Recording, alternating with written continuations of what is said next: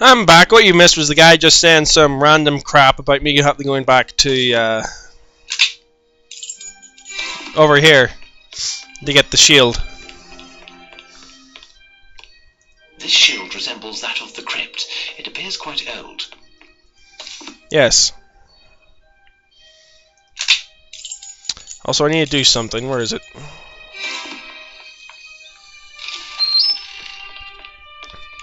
Yes. Sock. Rather. I remembered that other bird needed something about blue. How'd you get here? Who goes there? Holmes. Sherlock Holmes. Are you Brigadier Metcalf? That's me. What can I do for you, Mr. Holmes? What can I do for you, Mr. Crying out Holmes? loud. What can I do for you, Mr. Holmes? I've been informed that you know the origin of the coat of arms on its heraldic shield. Indeed.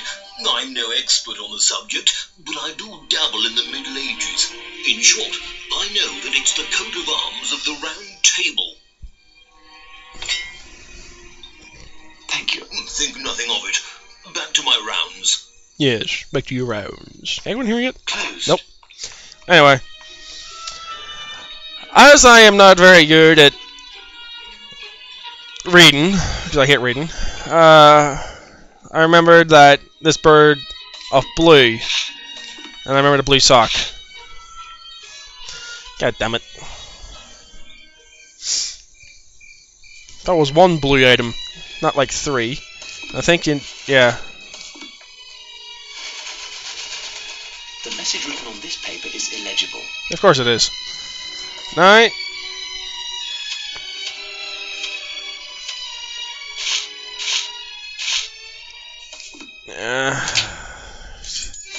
I will not lie. I used a walkthrough to find that out, and what I had to do here as well about the shield and the bird. It appears that the coat of arms is that of the Round Table. Strange, don't you think? No doubt the coats of arms on either side are those of knights or other heroes from Camelot. My intuition suggests that the Latin inscription is connected. Mr. Smith, would you have a book on King Arthur, Camelot, or the Round Table around here? No, I'm sorry. And there's no chance that any member of the staff would have one in their own possession. Watson, you must return to Baker Street and find Barnes, the bookseller. He usually works late, sometimes throughout the night it seems, ever since we brought him back that book from New Orleans. If he isn't there, find him somehow and ask him to open his store. A reference work that can help us will certainly be found there. As for me, I'll stay here to decipher this cryptic inscription. As you wish, Holmes. One of the guards can take you in a cart, Dr. Watson. Very good, Mr. Smith. You take care of that, then return to see me.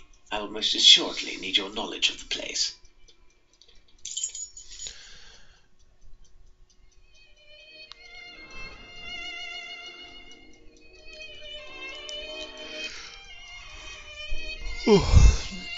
You control Dr. Watson.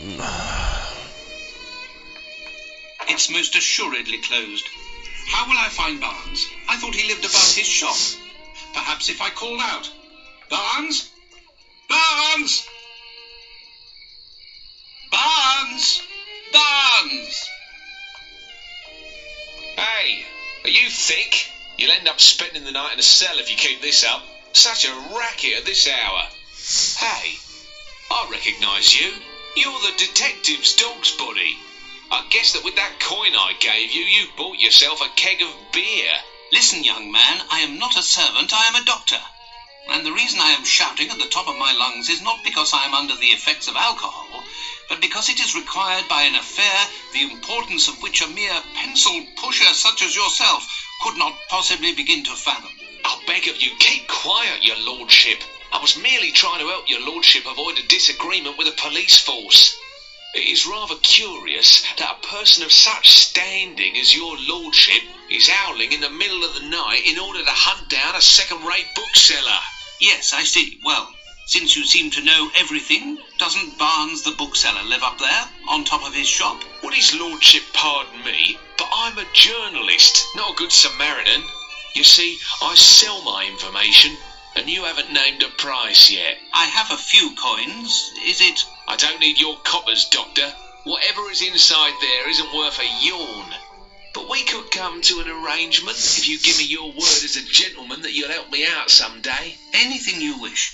Well, within reasonable limit, of course. It won't be anything difficult. All I want is to get a good scoop. Got it? I'll do what I can, but discretion is vital. I will be discretion itself. Listen, your friend Barnes had problems with his landlady recently. She claims he's been doing some strange experiments. He screams during the night. There's all kinds of strange odours. In short, 2 days ago, he had to move to a room at the Golden Lion. In that hideous dive? That's the place. He's there every night anyway. But the Golden Lion must be closed at this hour. Officially, yes. But you'll see, we're closed. Go on, Doc. No doubt you'll find your man inside. Until next time, Doctor. And don't forget your promise. I promise, I've already forgotten it. Uh-huh. Pardon me, I'm looking for some... Scram, you drunk. Excuse me, sir. Shh, keep it down, mate. You'll blow me cover. You're what? Me cover. You're dead for it. What? But why a cover? Because I'm a bobby on the lowdown. Hush hush and all that. You don't say. It's a fact. I know everything about everyone, I do. I would assume that a professional of the police force such as yourself must know where to find Barnes. You know, the bookseller on Glentworth Street. Look behind the door at the back, next near the bar. I'll take my leave then. Fine, but... Yes, sure, whatever. Hey, you there. We're... Battered? You rat!